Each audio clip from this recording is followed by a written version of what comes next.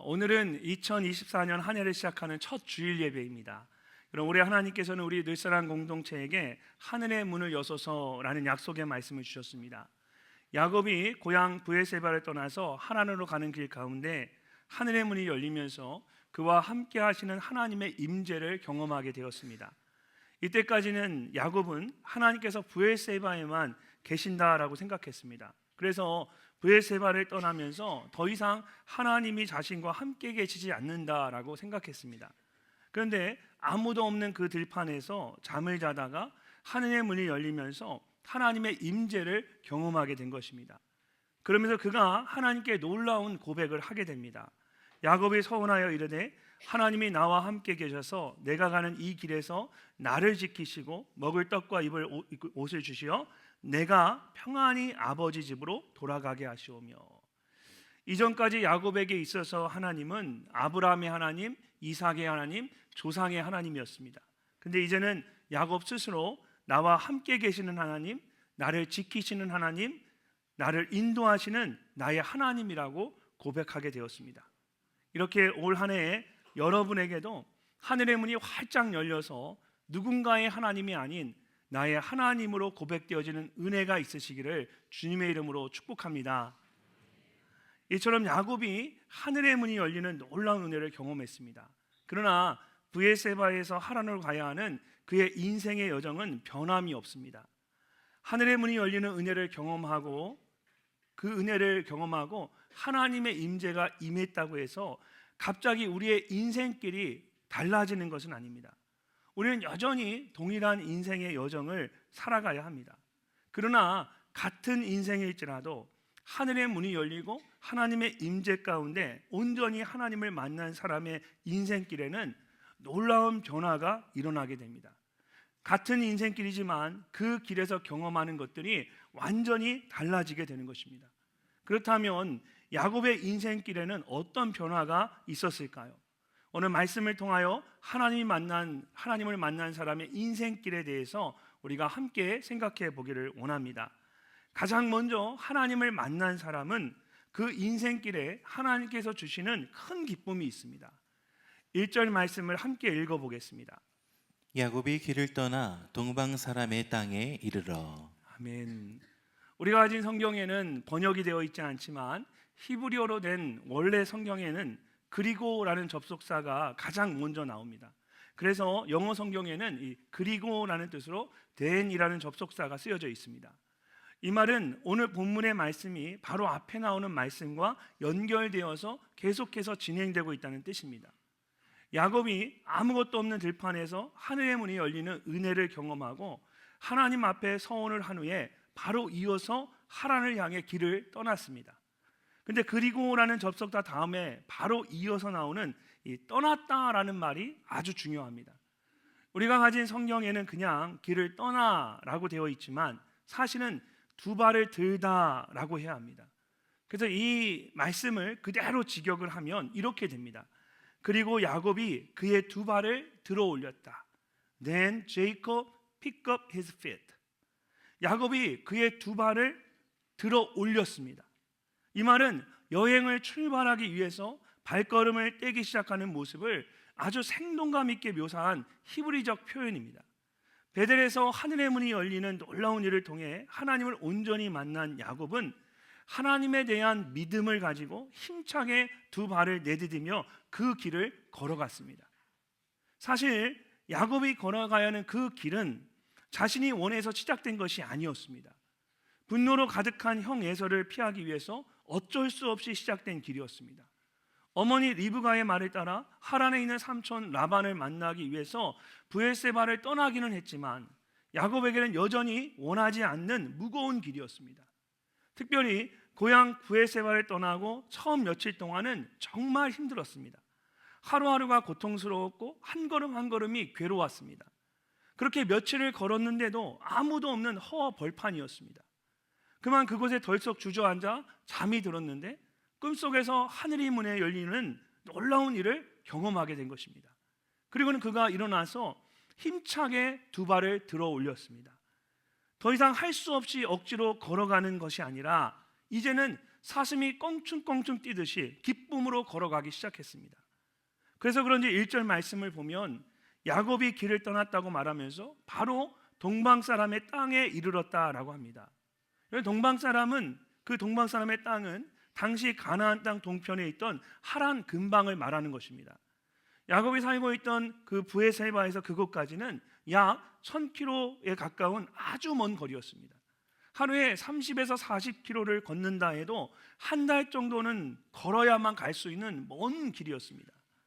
건강한 청년도 걸어가기 힘든 그 먼 거리를 여러분 몇 살에 야곱이 걸어간지 압니까?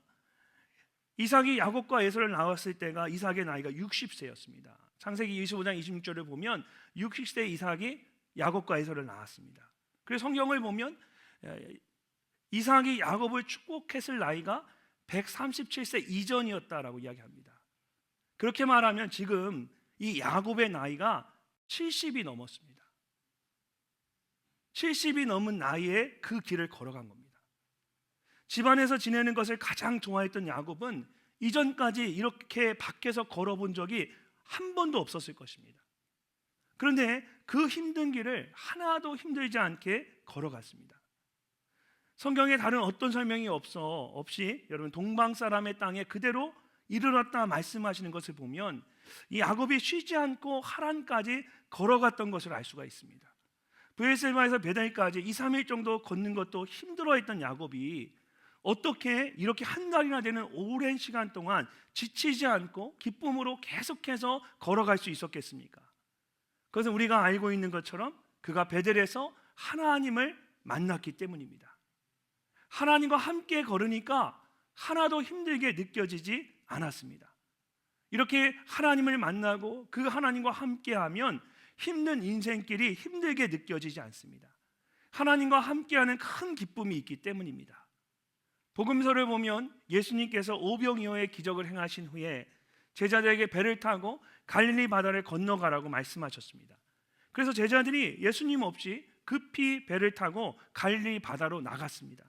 근데 얼마 지나지 않아서 깜깜한 밤이 되었습니다. 그리고 큰 바람이 불어오면서 아무리 노를 저어도 배가 앞으로 나아가지 않았습니다. 우리의 인생길도 이와 같을 때가 많습니다. 갑자기 어두운 밤이 찾아오고 큰 파도가 불어와서 아무리 애를 써도 한 걸음도 앞으로 나아갈 수 없는 두렵고 힘든 인생이 있습니다. 그런데 그런 힘든 인생일지라도 예수님께서 함께 하시면 한순간에 다른 인생이 됩니다. 한밤중에 갈릴리 바다 한가운데서 두려워 떨고 있는 제자들에게 예수님께서 무리를 걸어서 찾아오셨습니다. 안심하라, 나니 두려워하라 하지 말라 말씀하시면서 제자들이 타고 있던 배에 올라타셨습니다. 그리고 그들 가운데 어떤 일이 일어났습니까? 요한복음 6장 21절 말씀을 우리 함께 한번 읽어보겠습니다.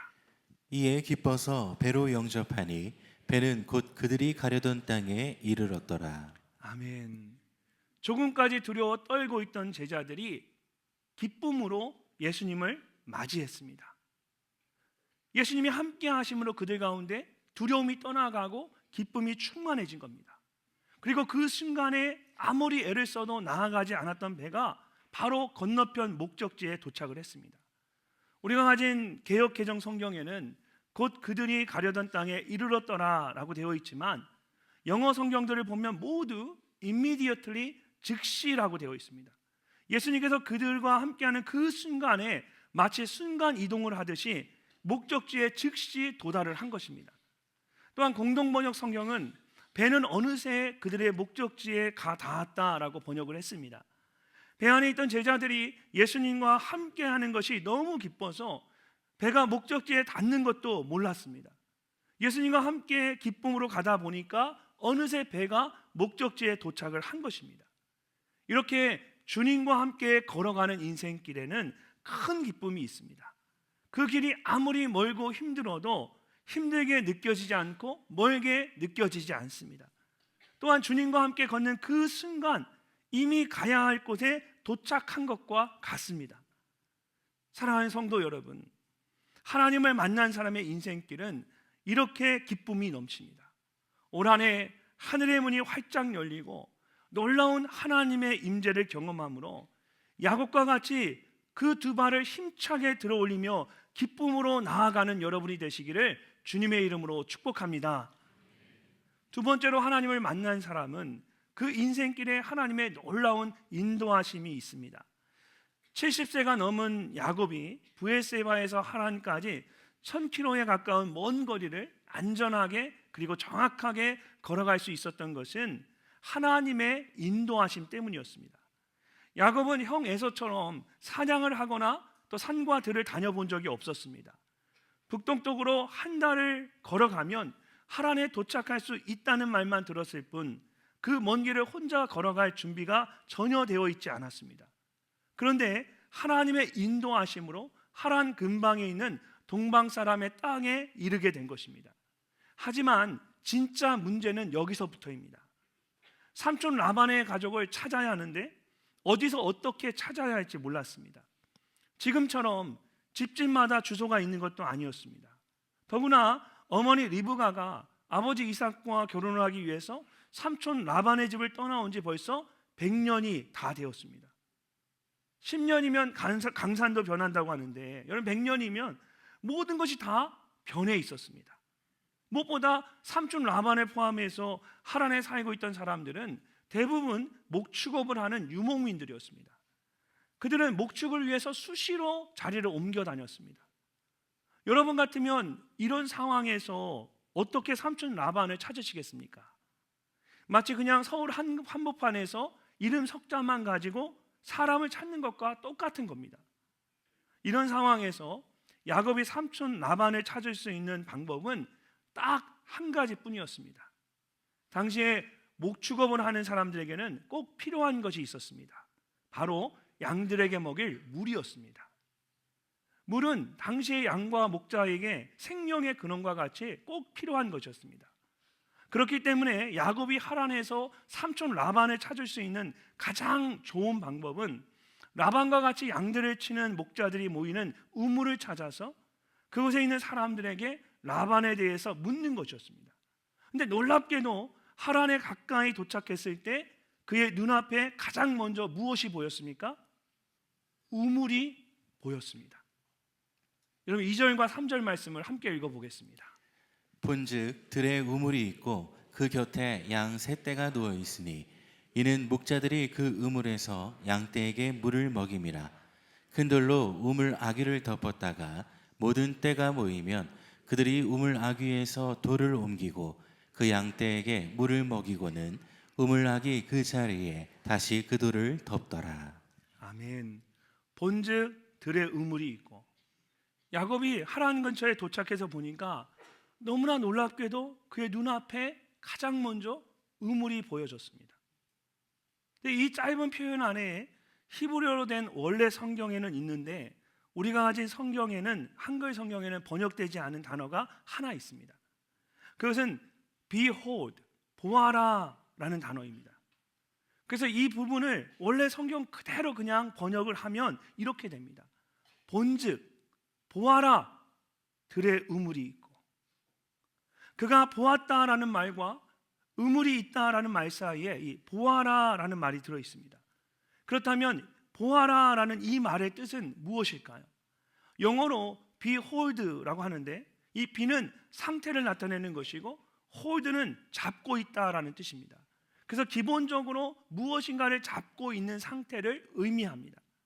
근데 더 중요한 뜻은 주의를 기울이다, 눈여겨보다 라는 뜻입니다. 우리가 무언가를 볼 때 그것을 이렇게 홀드하는 이유는 그것을 더 주의해서 보고 주목하여 보기 위해서입니다. 그래서 이 보아라라는 단어의 뜻은 보여지는 것 뒤에 있는 어떤 특별한 것이나 놀라운 것을 주목하여 바라보는 것입니다. 그렇다면 성경이 야곱이 우물을 본 것에 대해 말하면서 이 보아라라는 이 특별한 단어를 그 가운데 덧붙인 이유가 무엇일까요? 야곱이 1000km나 되는 먼 길을 걸어와서 그에게 꼭 필요했던 우물을 보게 된 것을 그냥 그저 눈에 보이는 대로 가볍게 보지 말라는 것입니다. 좀 더 정확하게 말하면 그가 우물을 보게 된 것은 결코 우연이 아니었습니다. 하나님께서 그에게 우물을 보여주셨기 때문에 그가 우물을 볼 수 있었던 것입니다. 그러므로 야곱이 우물을 발견한 것 그 자체가 아니라 그 뒤편에서 이 모든 일을 이끄신 그 하나님을 주목하여 바라보라는 것입니다. 이렇게 계속되는 말씀을 보면 이것이 정말 하나님의 인도하심이라는 것을 알 수가 있습니다. 야곱이 우물을 발견했는데 그곳에 세 그룹의 양떼들이 있었습니다. 당시의 목자들은 우물을 잘 지키기 위해서 큰 돌로 우물의 입구를 막아놓고는 이제 정해진 시간에 함께 모여서 그 돌을 치우고 우물을 사용했습니다. 근데 이상하게 많은 양들과 목자들이 이미 우물 곁에 모여 있었습니다. 이 정도 되면 벌써 같이 돌을 옮기고 양떼들에게 물을 먹인 후에 들판으로 나갔어야 했습니다. 그래서 야곱이 목자들에게 양에게 물을 먹이고 이제 가서 풀을 뜯게 하라고 했는데 그들이 이렇게 말합니다. 그들이 이르되 우리가 그리하지 못하겠노라. 때가 다 모이고 목자들이 우물 아귀에서 돌을 옮겨야 우리가 양에게 물을 먹이느니라. 모이기로 한 목자들이 아직 다 모이지 않았던 것입니다. 그래서 그들은 우물 곁을 떠나지 못하고 그곳에 머물러 있었습니다. 덕분에 야곱은 그들을 통해서 삼촌 라반에 대한 소식을 들을 수 있었습니다. 하나님께서 야곱으로 하여금 이 목자들을 만날 수 있도록 인도해 주신 것입니다. 더 놀라운 것은 목자들이 라반을 잘 알고 있었을 뿐만 아니라 그들을 통하여서 라반의 딸 라헬이 지금 양떼를 몰고 오고 있다는 것을 알게 되었습니다. 여러분, 이런 모든 것들이 우연히 일어난 것일까요? 6절 말씀 우리 함께 한번 읽어보겠습니다. 야곱이 그들에게 이르되 그가 평안하냐 이르되 평안하니라. 보아라 그의 딸 라헬이 지금 양을 물고 오느니라. 아멘. 야곱이 목자들에게 너희가 평안하기를 원한다 라고 축복을 했는데 그들이 라반의 딸 라헬이 지금 양을 몰고 온다라는 뜻밖의 소식을 전해 주었습니다. 그런데 히브리어로 된 원어 성경을 보게 되면 이 야곱의 말과 목자들의 말 사이에 우리가 가진 성경에는 없는 단어 하나가 있습니다. 바로 behold, 보아라 라는 단어입니다. 성경은 다시 한번 보아라 라는 단어를 사용해서 야곱과 라헬의 만남이 우연히 되어진 것이 아니라 그 뒤편에서 이 모든 일을 인도하신 하나님으로 인해 되어진 것임을 말씀하고 있습니다. 하나님께서 야곱을 인도하셔서 하란에 도착하게 하셨고 우물을 보게 하셨고 라헬을 만나게 하셨습니다. 베델에서 하늘의 문이 열리고 하나님께서 야곱에게 내가 너와 함께 있어 내가 어디로 가든지 너를 지키며 너를 이끌어 이 땅으로 돌아오게 할지라고 약속하셨는데 하나님께서는 야곱의 인생길에 함께 하시며 약속하신 대로 그를 인도해 주셨습니다. 동일하신 하나님께서 오늘 여러분과도 함께 하시는 줄로 믿습니다. 올해 우리 모두에게 하늘의 문을 여소서라는 약속의 말씀을 주신 것처럼 하나님께서 여러분의 삶 가운데 함께 하시고 여러분의 인생길을 인도해 주시는 줄로 믿습니다. 올 한 해 나의 삶의 뒤편에서 나를 인도하시는 하나님을 바라보는 여러분이 되시기를 주님의 이름으로 축복합니다. 마지막으로 하나님을 만난 사람은 그 인생길에 귀한 만남이 있습니다. 하나님을 만나기 전에 야곱은 항상 혼자 있는 사람이었습니다. 자신만을 생각하는 사람이었기 때문에 다른 사람과의 만남을 그렇게 중요하게 여기지 않았습니다. 그러나 베델에서 하늘의 문이 열리고 하나님을 깊이 만난 이후에 야곱은 사람들과의 만남을 소중하게 여기기 시작했습니다. 4절을 보면 우물에 도착했을 때 야곱이 먼저 그곳에 있는 목자들에게 말을 건넸습니다. 야곱이 그들에게 이르되 내 형제여 어디서 왔느냐? 그들이 이르되 하란에서 왔노라. 야곱에게 놀라운 변화가 일어난 겁니다. 내성적이고 소극적인 그가 처음 보는 사람에게 말을 건다는 건 너무 힘든 일입니다. 저는 야곱의 마음을 잘 압니다. 왜냐하면 제가 사람들을 좋아하고 만남을 굉장히 기뻐해요. 그런데 저에게 있는 치명적인 약점이 처음 말을 거는 걸 굉장히 힘들어합니다. 도저히 믿기지 않으신다는 표정이신데 그런 저도 힘든데 야곱에게는 70년 이상을 그렇게 조용히 살았던 그 사람이 처음 보는 누군가에게 먼저 말을 건넨다는 게 얼마나 어려운 일입니까? 근데 놀랍게도 야곱이 처음 만난 그 목자들에게 다가가서 말을 건넵니다. 목자들이 하란에서 왔다는 말을 듣고 야곱은 계속해서 목자들에게 말을 합니다. 야곱이 그들에게 이르되 너희가 나홀의 손자 라반을 아느냐? 그들이 이르되 아노라. 야곱이 그들에게 이르되 그가 평안하냐? 이르되 평안하니라. 야곱이 목자들에게 라반에 대해 묻자 그들이 잘 안다고 말합니다. 여기서 이 안다라는 말은 머리로만 아는 것이 아니라 경험을 통하여 깊이 아는 것을 의미합니다. 그러니까 목자들은 라반과 잘 아는 친밀한 관계였던 겁니다. 그러자 야곱이 그들에게 라반에 대해서 그가 평안하냐라고 물었습니다. 여러분, 이것은 야곱의 인생에 있어서 정말 놀라운 변화입니다. 야곱은 철저하게 자기 중심적인 사람이었습니다. 그래서 오로지 자기 자신에게만 관심이 있었습니다. 근데 그런 야곱이 하나님과의 만남 이후에 놀랍게 변화되었습니다. 자신이 아닌 다른 사람에 대해 관심을 갖기 시작한 겁니다. 그렇게 목자들과 대화를 나누고 있는데 라반의 딸인 라헬이 양떼를 몰고 우물에 도착을 했습니다. 자, 10절과 11절 말씀을 함께 읽어보도록 하겠습니다. 야곱이 그의 외삼촌 라반의 딸 라헬과 그의 외삼촌의 양을 보고 나아가 우물 아귀에서 돌을 옮기고 외삼촌 라반의 양떼에게 물을 먹이고 그가 라헬에게 입맞추고 소리내어 울며. 아멘. 야곱이 라헬과 그녀의 양떼를 보고 우물을 막고 있던 돌을 옮겼습니다. 당시 우물을 막던 돌은 성인 남자 두세 명이 함께해야 옮길 수 있을 정도로 무거웠습니다. 근데 전혀 힘을 쓸 줄 모를 것 같은 야곱이 초인적인 힘을 발휘해서 혼자 그 돌을 옮겼습니다. 그만큼 라헬을 돕고 싶은 마음이 간절했던 것입니다. 더 놀라운 것은 야곱이 라헬에게 입을 맞추고 소리를 내어 울었다라는 것입니다. 이전까지의 말씀을 보면 야곱은 단 한 번도 울었던 적이 없습니다. 그의 형 에서도 장자의 축복을 빼앗겼을 때에 아버지 이삭을 붙잡고 소리내어 울었는데 야곱은 어떤 상황에서도 눈물을 흘린 적이 없었습니다. 근데 그런 야곱이 라반의 딸인 라헬을 만났을 때에 자신을 소개하는 것도 잊어버리고 라헬에게 입을 맞추고 소리를 내어 울었습니다. 슬프거나 억울해서 울은 것이 아닙니다. 라헬을 만난 것이 너무나 기뻐서 기쁨의 눈물을 흘린 것입니다. 야곱이 하란에 온 것은 형 에서를 피하기 위한 것도 있었지만 가장 중요한 이유는 자신과 함께 평생을 살아가게 될 아내를 만나기 위한 것이었습니다. 그런데 하나님께서 그곳에 있는 한 우물에서 라헬을 만나게 하셨습니다. 그의 인생 가운데 가장 귀한 만남을 허락하신 것입니다. 올 한 해 여러분의 삶 가운데 하나님께서 야곱과 라헬의 만남과 같은 귀한 만남을 허락하시기를 주의 이름으로 축복합니다. 성경에서 우물은 여러분 종종 이 만남의 자리로 사용이 됩니다.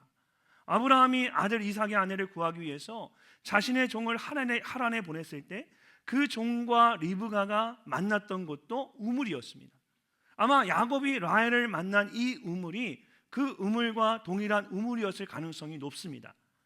신약 성경을 봐도 사마리아 여인이 예수님을 만난 곳도 우물이었습니다. 한낮에 물을 길러 우물에 나왔다가 그곳에서 예수님을 만나고 영원히 목마르지 않는 생수의 비밀을 깨닫게 되었습니다. 이처럼 성경에서 우물은 꼭 만나야 할 사람을 만나는 귀한 만남의 자리입니다. 그렇다면 오늘 우리에게 있어서 우물과 같은 귀한 만남의 자리는 어디일까요? 먼저는 말씀과 기도로 하나님과 만나는 예배의 자리입니다. 신령과 진정으로 하나님을 예배할 때에 하나님께서 하늘의 문을 여시고 우리를 만나 주십니다. 그렇기 때문에 우리에게 예배보다 더 소중한 자리는 없습니다. 또한 성도와 성도가 만나는 목장과 같은 교제의 자리입니다. 신앙생활에 있어서 목장 모임보다 더 귀한 만남의 자리는 없습니다. 아마 많은 분들이 지난 주일에 감사 간증 예배를 들으면서 이 목장이 얼마나 소중한지 중요한지를 아셨을 것입니다. 함께 나눴던 간증들의 대부분이 서로 그 간증의 내용은 달랐지만 간증을 들어보면 그 간증을 고백하게 된 그 근거를 보면 목장 안에서 함께 삶을 나누고 신앙을 나누고 함께 중보 기도했던 그 힘으로 삶을 살아가며 경험했던 그 간증들을 나누었던 것을 여러분 기억하실 겁니다. 그날 그런 간증들을 듣고 제가 여러분에게 권면했던 거 기억하십니까? 예배만 드리고 가는 것이 신앙생활의 전부가 아닙니다. 여러분, 교회에 등록하시고 목장에서 들어가셔서 함께 신앙생활 하셔야 됩니다. 제가 이렇게 권면했습니다. 그리고 그날 7가정이 새 가족으로 등록을 하셨습니다. 그 7가정 중에는 정말 오랫동안 예배만 참석했던 분도 계셨습니다. 개인적인 사정이 있어서 예배만 드리셨는데 그날 그 간증과 말씀을 듣고 나서 결단을 하고 교회에 등록을 하신 것입니다. 사랑하는 성도 여러분, 예수 믿는 우리의 인생길에서 함께 신앙생활을 하는 사람들과의 만남이 정말 중요합니다. 특별히 마지막 때가 다가올수록 더욱 그렇습니다. 히브리서 10장 24절과 25절의 말씀을 우리 함께 한번 읽어보겠습니다. 서로 돌아보아 사랑과 선행을 격려하며 모이기를 패하는 어떤 사람들의 습관과 같이 하지 말고 오직 권하여 그날이 가까움을 볼수록 더욱 그리하자. 아멘. 마지막 때가 다가올수록 세상은 자꾸 모이는 것을 폐하려고 합니다. 오늘날 코로나 이후에 우리가 가지고 있는 신앙의 모습이 이와 같지 않습니까? 앞으로 더 모이는 것은 힘들어질 겁니다. 세상은 끊임없이 우리에게 말할 겁니다. 왜 굳이 모이려고 해? 집에서 예배하면 되지? 그냥 예배만 드리고 편안하게 신앙생활하면 되지? 왜 굳이 목장 모임을 하려고 해? 목장 모임 가서 내 삶을 나누고 나를 오픈하는 것이 얼마나 힘든 일인데 그냥 하나님만 예배 잘하면 되지 왜 굳이 내가 목장 모임까지 가야 돼? 마지막 때가 다가올수록 세상은 계속해서 우리에게 말할 겁니다. 함께 모이려 하지 말고 하나님 앞에 1대1로 서서 각자의 신앙 지키면 돼. 나중에 모여도 돼. 그러나 하나님께서 이미 오래전에 우리에게 이런 일들이 계속해서 일어날 것을 아시고 말씀하시고 경계하셨습니다. 초대교회 성도들은 성전에 모여 함께 예배하고 가정에서 떡을 떼었습니다. 하나님이 우리에게 가르쳐 주신 신앙의 근본적인 모습은 함께 모여 성전에서 예배하고 각 가정에 흩어져서 함께 떡을 떼며 삶을 나누는 것이었습니다.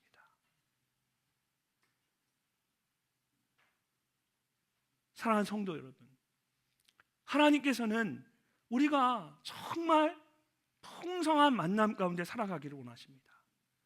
베델에서 하나님을 만난 야곱이 처음 만난 그 하나님의 목자들에게 말을 건네고 그들의 안부를 물었던 것처럼 우리가 서로에게 말을 건네고 안부를 묻기를 원하십니다.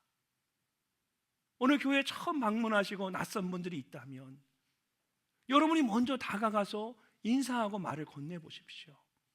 쉽지 않은 일입니다. 저도 굉장히 힘들어합니다. 그러나 여러분, 그걸 하나님이 기뻐하시는 일인 거예요. 이미 먼저 와서 신앙생활 우리가 먼저 나아가서 처음 보시는 분들에게 반갑다, 잘 오셨다, 반겨주고 안내해주고 목장 모임에서 내 삶을 나누고 함께 서로를 위해서 기도해주고 이것이 처음부터 하나님이 믿음의 공동체에게 허락하시고 기대하셨던 신앙의 모습입니다. 야곱이 라헬과의 소중한 만남으로 인해 눈물을 흘리며 기뻐했던 것처럼 우리 모두가 그 만남을 소중히 여기고 기뻐하기를 원하십니다. 올 한 해 예배와 목장을 통하여서 그런 귀한 만남과 기쁨이 여러분 안에 가득하시기를 주님의 이름으로 축복합니다. 베델에서 하나님을 만난 이후로 야곱의 인생에 놀라운 변화가 일어났습니다.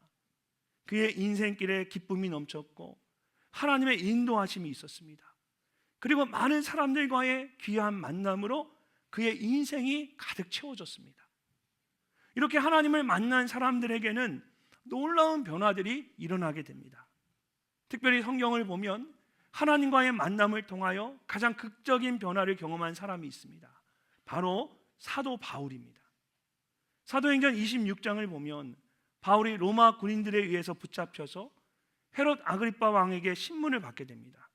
근데 바울이 아그리파 왕 앞에서 예수님을 만나기 이전의 자신의 삶과 예수님을 만난 이후의 자신의 삶에 대해서 담대하게 전했습니다. 아그리파 왕이 바울의 그런 모습을 보고는 도저히 이해가 되지 않아서 그가 너무 많은 학문을 해서 머리가 미치게 되었구나 라고 생각했습니다. 그래서 바울이 절대 그런 것이 아니라고 하면서 사람들을 향해 이렇게 선포했습니다. 오늘 내 말을 듣는 모든 사람도 다 이렇게 결박된 것 외에는 나와 같이 되기를 하나님께 원하나이다. 바울의 마음에는 분명한 확신이 있었던 것입니다. 자신이 예수님을 만난 것처럼 모든 사람들이 예수님을 만나야만 한다는 것입니다. 왜냐하면 하나님과의 만남이 그의 인생을 완전히 바꾸어 놓았기 때문입니다. 사랑하는 성도 여러분, 여러분의 인생길 가운데 기쁨이 넘치기를 원하십니까? 하나님의 인도하심을 경험하기를 원하십니까?